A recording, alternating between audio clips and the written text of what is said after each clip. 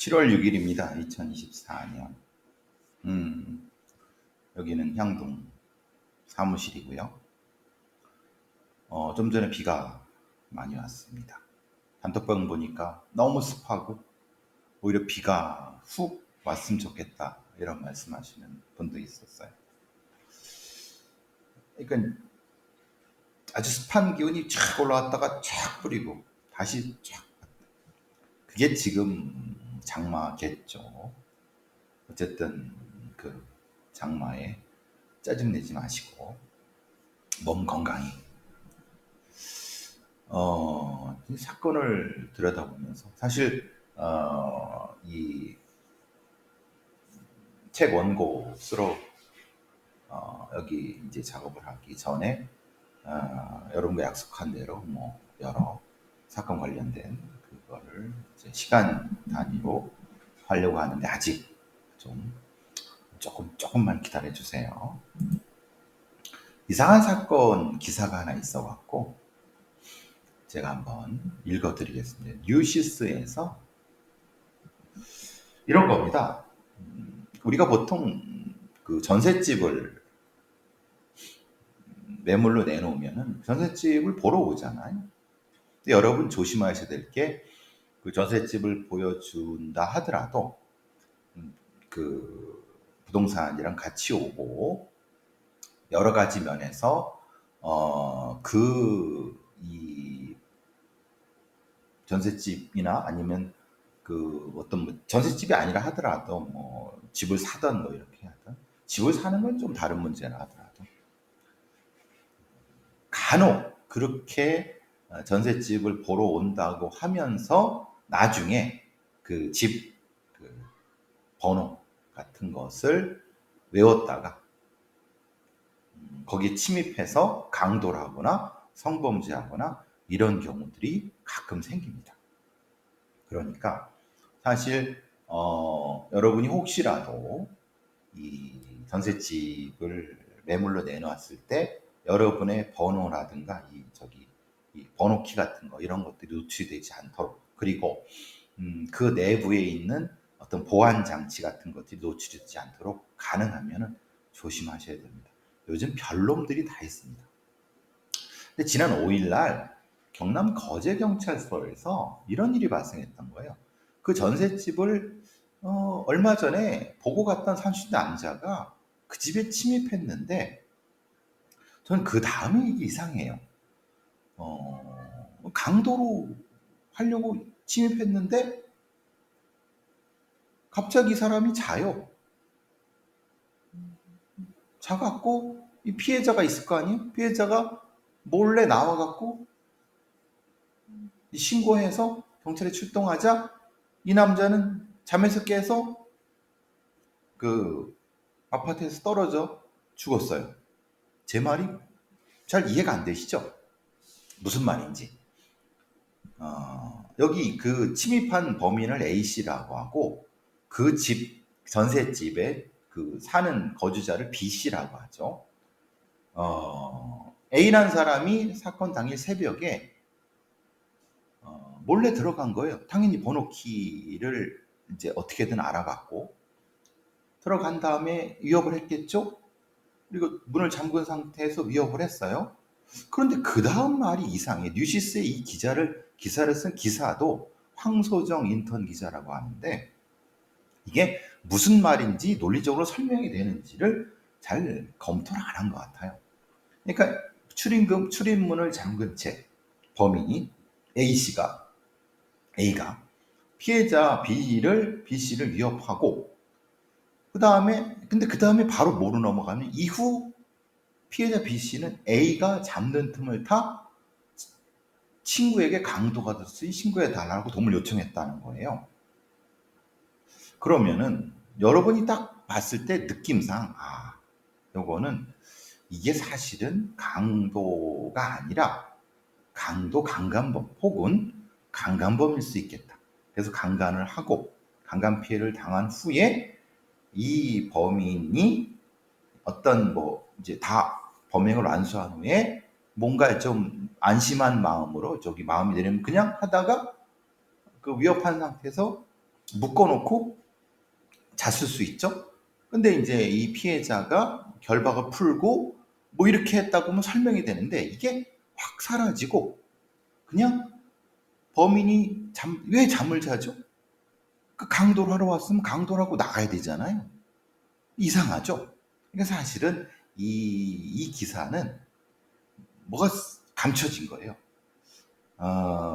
숨겨져 있는 거죠. 그래서 경찰이 신고를 받고 저 현장에 출동했는데 이 사실은 이 피해자 B 씨는 그 문을 열고 나왔고 그 다음에 이제 경찰이 들어가서 범인은 A를 발견하자 뭐 하다가 창문으로 다가가자 뛰어내렸다는 거예요. 9층인데 죽었죠. 한 달 전에 전세집을 구하기 위해서 이 아파트를 방문했는데 그러면 이게 사실은 경찰이 침입방법하고 범행 동기를 조사하고 있다고 하는데 사실 이것은 제가 그러니까 추정컨대 사실은 강도 사건이 아니라 강도 강간 사건인데 이거를 아마도 피해자의 어떤 것 때문에 이거를 이제 사건을 강도 사건으로 하다가 보니까 근데 맥락이 안 맞는 거죠. 이상하잖아요. 강도하러 갔다가 그 집에서 잤는데 사실 그 피해자는 사실 그 피해자를 묶어놨다든가 아니면 뭔가 뭘 해 이런 것도 아니고 자기는 잤는데 피해자는 그냥 있어. 되게 이상하잖아요. 이게 참, 뭐 그렇다고 이 기자를 나무랄 수는 없어요.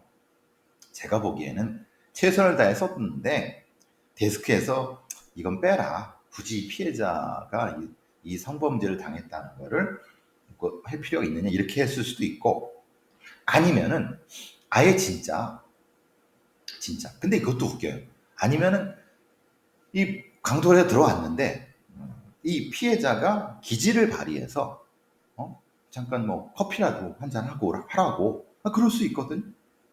그럼 커피에다가 약을 타갖고 먹게 한 다음에 잤다. 이러면은 사실 설명이 되죠. 그러면 그 사실은 그 얘기를 여기에 썼으면은 될 거를 이게 무슨 말인지 잘 이해가 안 돼요. 이런 기사도 있습니다. 그러니까 이런 기사를 보고 이게 뭐야? 라고 의문을 가지신 뉴시스의 이 기사를 의문을 가지시는 분도 있겠지만 보통은 그런 의문 없이 별 이상한 놈 다 보겠네. 그리고 왜 9층에서 뛰어내려? 이런.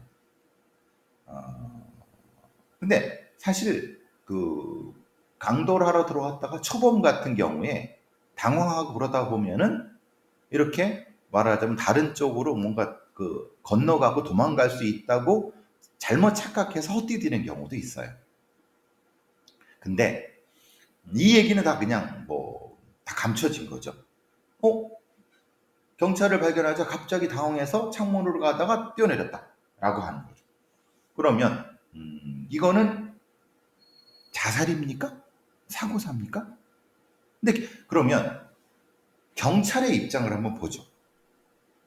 경찰 애들은 실제로 이게 이 범인이 아무리 범인이라 하더라도 범인을 죽이면 안 돼요. 그러면은 피해자가 나오고 접근을 할 때 사실은 어떻습니까? 바깥에 있는 9층이라고 하면 뛰어내릴 수도 있기 때문에 사실은 9층 밑에다가 그 매트 같은 거 이런 걸 깔고 실제로는 들어왔어야 되는 게 맞아요. 그런데 그걸 안 한 거죠. 그러니까 실제로 경찰이 뭐라고 해야 돼요? 뭔가 실수를 한 거죠? 그러면은 어떻게 합니까? 발견해서 갔는데 지가 떨어져서 죽었다. 라고 보고를 해야 맞겠죠. 이 사건 기사에는 몇 가지가 다 숨겨졌는데, 사실, 이렇게 숨길 이유가 뭐냐? 예를 들면, 피해자가 성범죄를 당한 것을 숨겨야 되느냐? 그렇죠. 숨겨야 될 수도 있죠. 그러면은 이 사건 자체를 언론이 알아서 이것을 보도하지 않거나 아니면 보도하려고 하면은 아예 보도하려고 하면 다 보도를 하되 피해자의 신상을 공개하지 않으면 되는 거죠. 사실은 이건 그렇지 않습니까? 그런데 문제는 이런 형태의 기사가 나가면 누군지 금방 알 수 있기 때문에 실제로는 피해자가 성범죄를 당했다는 걸 알 수도 있는 거죠. 그러니까 그런 부분에 있어서는 언론 스스로의 어떤 나름대로의 규칙이 있어야 된다. 근데 이게 있는가? 그거를 그냥 인턴 기자한테 시켜서 쓰게 하는 이 뉴시스 같은 데서 이게 제대로 된 보도 태도인가? 조금 고민이 돼요. 어떻습니까? 뉴시스의 입장은 어떻습니까? 그리고 저는 사실은 이것보다는 경찰의 대응, 즉 말하자면 이거잖아요. 피해자는 나왔고 실제로는 범인밖에 없어요. 그 안에. 그러니까 야, 그냥 때려서 잡아서 데리고 나오면 된다라고 하는 안이한 생각을 한 거죠. 그런데 문제는 이 범인이 초범일 수도 있고 극단적인 선택을 할 수도 있고 아니 뭔가 이렇게 할 수 있다고 생각을 해야 되는 거 아니에요? 그러면은 사실 그러면 조용하게 아주 몰래 접근을 해서 바로 잡든가 아니 그럴 어떤 뭐 실력이나 아니면 어떤 그런 매뉴얼이 없다고 하면 복잡하더라도 구축 밑에 매트를 깔든가. 그러니까 이 속에는 이 어떤 경찰의 대응 미숙이 들어가 있는데 전혀 이 뉴시스의 이 기자는 그런 얘기는 안 하는 거죠. 그러니까 겨지 경찰서가 잘못했나요? 잘못했죠. 아까 말씀 다양한 가능성을 고려했어야 되죠. 언론의 문제, 경찰 대응의 문제, 제가 여러분 너무 나가는 건가요? 아니 뭐 범인놈이 뭐 강도 혹은 강간으로 들어와서 지가 뒤졌는데 뭐 이렇게 생각하시는 분도 있지만은 그렇겠지만 제가 그 범인을 옹호하려는 것이 아니라 경찰의 대응은 각각에 맞는 매뉴얼에 맞게끔 대응을 해야 돼요. 그래야지 경찰의 대응 수준이 올라가는 거지. 대충 빨리 해서 죽었으면 죽고 어쩔 수 없지 뭐. 그러면 경찰의 대응력이라든지 이런 것들이 올라갑니까? 그냥 그대로 그냥 하면 되는 거죠. 뭐 아무런 문제 제기도 안 하고 언론도 문제 제기 안 하고 피해자 아니면 다른 사람도 문제 제기 안 하고 조용조용히. 그러면은 이런 종류의 범죄가 발생하는 것에 대해서 실제로 이건 성범죄 사건이라고 하고 경찰의 대응력이 미흡했다고 하는데 이게 사라져버리면 다음 대응할 때도 경찰은 똑같이 대응할 거고 다음 카운트도 사실 이것은 그냥 강도 사건이에요. 실제로 성범죄의 카운트는 없는 거예요. 범죄를 어떻게 봐야 되는지 조금 이해가 되시나요? 제가 어떻게 설명하는 게? 물론 거지경찰서 애들이 이거 담당하는 팀장이라는 애들은 저 새끼 봐라. 우리가 그냥 최선을 다했는데 뭐 해. 그건 뭐 니들 생각이고. 자, 최상병 경북경찰청에서는 최상병 순직 사건에 대해서 수사심의위원회를 열었는데요. 임성근에 대해서 전 해병대 1사단장이죠. 불송치, 그러니까 무혐의죠 말하자면. 그래요. 아니 무혐의일 수 있죠. 왜냐하면 수사심의위원회의 전문가들이 판단을 했으면은 그죠? 그러면 최상병의 사망 책임을 가리기 위해서 수사를 했고 그 수사한 결과를 자기 스스로는 기소할지 기소하지 송치할지 불송치할지를 결정 못하니까 더 많은 전문가들한테 한번 보이자. 좋아. 그런데 그러면 이 수사심의위원회에 어떤 전문가라고 하는 애들이 들어가 있으며 그 전문가라고 하는 애들이 어떤 얘기를 했는지 회의록 공개해라. 그러니까 제가 가장 답답하게 생각해 그런 거예요. 경찰이 국민의 세금으로 수사랍시고 하고, 그리고 외부의 위원들 뭐 법조계 무슨 인사, 뭐 시민단체 인사, 웃기는 소리죠. 다 개소리입니다.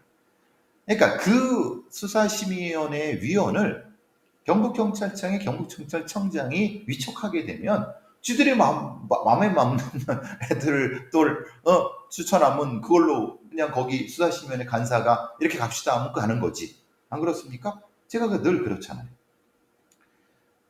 노무현 정권 때 뭐 그 이전에 뭐 정부 관련된 아니면 이런 관련된 행정부라든가 이런 데에 관련된 그 이런 외부위원들의 무슨 위원회 같은 게 가장 그 더러운 게 그냥 지들의 입맛에 맞는 애로 위촉하고 위촉 기준도 없어. 그냥 지들의 맘대로야. 거기다가 그 사람들이 도대체 무슨 얘기를 해서 결론이 어떻게 됐는지도 얘기하지도 않아. 그냥 결론만 얘기해. 그리고 보통 이제 우리가 뭐 저기 신상공개위원회라든가 이런 여러 가지 위원회가 똑같습니다. 자, 수사심의위원회든 뭐든 그 구성원이 위원회의 구성을 어떤 기준으로 하며 그 사람은 왜 거기 들어갔으며 라고 하는 기준이 있어야 되고, 그러기 위해서는 그 수사심의위원회의 회의록을 공개해서 어떻게 논의가 돼서 이게 됐는지를 확인을 해야죠. 그런데 수사 심의 내용과 표결 경과는 공개하지 않고 있습니다. 이게 법에도 없어요. 그냥 이런 위원회를 두겠다고 하는 둘 수 있다 정도예요. 수사심의위원회를 둘 수 있다 정도예요. 그 수사심의위원회의 구성을 어떻게 할지는 또 내부 규칙이고, 그것을 운영을 어떻게 할지도 지들 마음대로 해요. 무슨 법학계 외부 전문가 놀고 있는 지들 같이 밥그릇 그 주둥이 처밀어 갖고 같은 업계에 있는 놈들이겠죠. 그죠? 사회의 이목있는 사건의 수사와 기소 여부를 하는데 참 답답한 겁니다. 이게 다 경찰청 규칙, 지들 마음대로 해요. 물론 그 의견을 따르지 않으면 상관없어요. 근데 이게 일종의 알리바이가 되잖아요. 제가 계속 말씀드리는 게 위원회 구성을 투명하고 공개적으로 한다. 위원회 누가 되는지 다 이름, 직책, 그 사람이 뭐 해왔는지 다 공개하세요. 그리고 아니 그러면 할 사람이 없다. 할 자신이 없으면 들어가지 마. 아니 그럴 자신도 없으면서 왜 거기 들어가? 아니 안 하면 되지. 그런데 실제로 왜 그러느냐? 그 수사심의위원회의 구성원이 다들 그 이 경찰 빨아주고 발라주는 애들이라고 하면은 그거 아무 의미 없잖아요. 그렇죠? 변호사를 합시고 하는데 사실 뭐 이런 쪽이라고 하면 그냥 다 의미가 없는 거고, 그렇다 하더라도 어떤 회의를 어떻게 해서 결론이 어떻게 했는지를 공개를 하면은 시민들이 국민들이 납득을 하죠. 그래 그렇게 했어. 근데 이게 뭐 실제로 이게 수사심의위원회 한 건지 안 한 건지, 지들이 그냥 몇 마디 안 하고 우리 밥 먹으러 갑시다라고 한 건지 어떻게 합니까? 이런 개판, 이 돈은 또 돈대로 주겠죠. 심의위원회 저기 출석했다고. 이런 식으로 하면 안 됩니다. 이게 사실 문재인 정부에서 그렇고, 이런 제가 계속 문재인 정부 때도 그렇고 보수 정부든 뭐 그렇지 않은 이쪽이든 저쪽이든 다 정부든 가장 싫어하는 게, 제발 니들이 전문가고 무슨 얘기를 했으면은 아니 공개를 해. 니들 전문가라며. 전문가라면 전문가답게 당당하게 의견을 공개해야지. 그냥 그 위원회 뒤에 숨어갖고 얘라이 이제 저런 이런 위원회 쪽팔려서 난 가지도 않. 난 능력도 안 되지만 가지도 않는다. 인간들. 음주 단속을 하던 중에 도망갔어요, 운전자가. 왜? 김호중 사건이나 임창정 사건을 우리가 보잖아요. 임창정 사건은 죄송합니다. 임창정 씨한테 죄송합니다. 임창정 아닙니다. 이창명 사건. 이창명이나 김호중. 아무리 술을 떡이 돼도 처먹든 안 잡히면 돼. 도망가갖고 나중에. 이게 딱 그거죠. 그런데 이거를 또 굳이 잡으려고 경찰관이 그 운전자를 쫓아가다가 7m 높이 아래로 추락해서 구성당했어요. 이게 경기도 광주 곤지암읍에서 경찰관의 음주 단속. 사실 뭐 경찰관들이 음주 단속을 피해 도망가는 애들 차 붙들고 그래서 거기에 끼어 다치고 막 치고 별일이 많습니다. 그럼 이렇게 말씀하시겠죠. 아니 그렇게 위험하게 그렇게 할 필요 있어? 근데 사실 그렇게 안 하면 실책을 받아요. 그러니까 왜 이렇게까지 그런 방식으로 해느냐. 자, 사법 방해죠.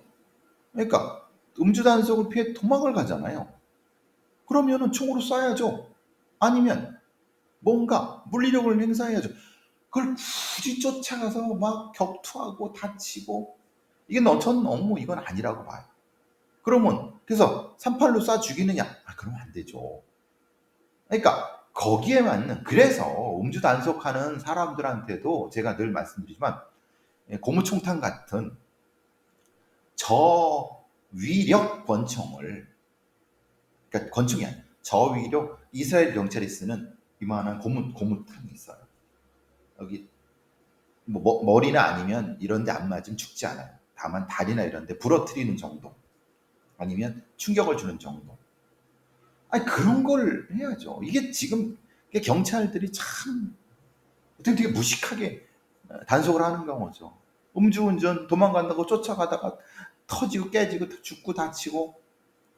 그러니까 사법을 로 인스포먼트 말하자면 법을 집행하는 사람이 다칠 정도의 위험한 상황을 하면 안 되죠.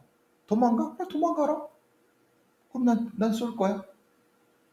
이게 사법 방해를 대응하는 방식이죠. 여기 비경감은 생명에 지장이 없지만 다리 골절이 됐어요.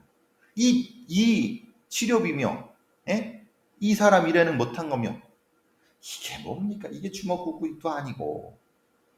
이런 생각은 경찰 신임원들 윤희근이 같은 애들 생각을 안 해요. 지들 출세만 했지, 뭐 저위력 권총이라고 그 되지도 않는 그 플라스틱 총탄으로 그런 거 하고, 한심한 인간들, 경찰 신임원들 한심한 인간들이 많습니다. 말하자면 이런 경우는, 아니, 단속업에 도망가면은, 당연히, 고무총탄 같은 걸로, 장총으로 땅 쏴갖고 엎어뜨리거나, 그래야죠. 거기서 죽게 되면 어쩔 수 없는 거고, 아니, 사법 집행의 엄정함과 집행하는 사람들이 안전해야죠. 이런 거 보면 참 너무 후졌어, 우리나라는. 제발 좀. 그러니까 경찰들 다치고 막 난리도 아니고 그런 거 아닙니까? 예? 오늘 한국철도공사, 저도 어제 그 철도를 타고 부산 갔다 왔지만, 서울역 옆 코레일 전산센터 화재, 약 3시간 만에 완진, 인명피해 없어. 이게 뉴스원 기사고요. 데일리안 기사가 서울역 앞 코레일 건물서 원인 미상 화재, 인명피해 없이 진화 이렇게 됩니다. 이 기사나 이 사건의 핵심이 뭔지 아세요? 이것도 다 설명을 해줘야 되는데 이 그지 같은 기자 새끼들이나 아니면 뭐 코레일이나 이런 놈들은 전혀 입이 꾹 막히고 전혀 답을 안 해요. 이거는요 전산센터가 지하에 있다는 거예요. 그러니까 서울역 코레일 건물이 있는데 그 건물에 지하에 전산센터를 뒀어. 그럼 여러분 왜 전산센터 지하에 두면 뭐가 문제야? 뭐 상관없잖아. 여러분 전산센터에 화재가 나면요 물을 못 뿌려요. 무슨 말씀인지 아시겠습니까? 물 뿌리면 전산기 다 날아간단 말이에요. 다 못 써요. 그죠? 그럼 뭘 합니까? 전산센터 하면 이산화탄소 소화시설 같이 산소를 없애는 걸로. 그럼 시간이 많이 걸려요. 우리가 전기차 화재랑 똑같은, 그보다 조금 덜 위험하다고 생각하시면 되는데, 그런데 문제는 지하에서 불이 났는데 결국은 배관을 타고 8층까지 올라가서 8층까지 불이 난 거예요. 그래서 3시간 동안 이 지랄을 한 거예요. 생각해 보세요. 전산센터에 불이 났으면은 소방차가 뭐 5분 안에 오겠죠? 우르르 와서 자체 소방대도 있고 우르르 와서 그러는데 사실 그 불을 꺼야죠. 물 뿌리면 금방 되겠지. 30분 만에 끄는 거 아니에요? 못 껐어요. 왜 못 끈 거예요? 전산 장비니까 그런 거예요. 이 미련한 새끼들이, 코레일 새끼들이 전산센터를 지하에 둔 거예요. 이 바보 같은 새끼들이. 전산센터는요, 독립 건물에 두거나 아니면은 바깥에 외기에 둬서 쉽게 지나갈 수 있고 쉽게 될 수 있게 해야 되는 거예요. 도대체 이 개념도 없는 새끼들이. 그러고 전산센터 지하에 두는데 위에는 뭐죠? 그 사무 건물이에요. 예? 그러니까 전산센터에서 불이 났는데 불이 그 공조기를 통해서 사람 근무하는 위까지 올라오네. 다 죽어요. 끄지도 못하는데. 그러니까 이런 형태의 흔히 말하는 이런 사건 사고나 이거에 대한 설명을 전혀 안 하고 전산센터에서 화재가 났습니다. 3시간 만에 완전됐는데 인명피해가 없어요. 이거 다행이에요. 이 도라이 새끼들. 이거를 설명하는 놈들이나 아니면 기사 쓰는 놈들이나 이 설명하는 아까 보니까 그 뭐 무슨 뭐 센터장 거기 와서 뭐 인명피해가 없습니다 막 하는데 이 도라이 새끼들아. 전산센터가 지하에 있는 것도 문제고 3시간 만에 진화했다는 건 문제고 원인 불명. 그래 원인 불명일 수 있죠. 왜냐면 뭐 지금 뭐 저기 온도가 올라가니까. 근데 왜 덕트를 사람이 근무하는 덕트 거기까지 연결했냐 이 말이에요. 생각해 보면은 공조는 차단을 해야죠. 안 그렇습니까? 전산 장비와 일반 사무의 어떤 미친놈이 공조를 붙입니까? 이 도라이 새끼들이 사람 다 잡으려고. 이런 얘기를 기자란 도라이 새끼들이 이거 아무 이해가 없어. 아무 이해가 없으니까 이게 그냥 사람 뭐 그냥 뭐 다치지 않고 잘해 박수 막 얘라 얘 가득 뒤져라 이 새끼들. 이런 걸 기사라고 쓰니 아유 참. 코레일 놈들도 이 감추려고 그냥 하고 전산복구는 제발 생각을 좀 가져라. 생각을. 어떻게 지하 1층에 전산센터를 두니 미친 새끼들아. 그리고 그 위에다가 이 사무직 건물을 두고 공조를 붙이니 다 죽으려고.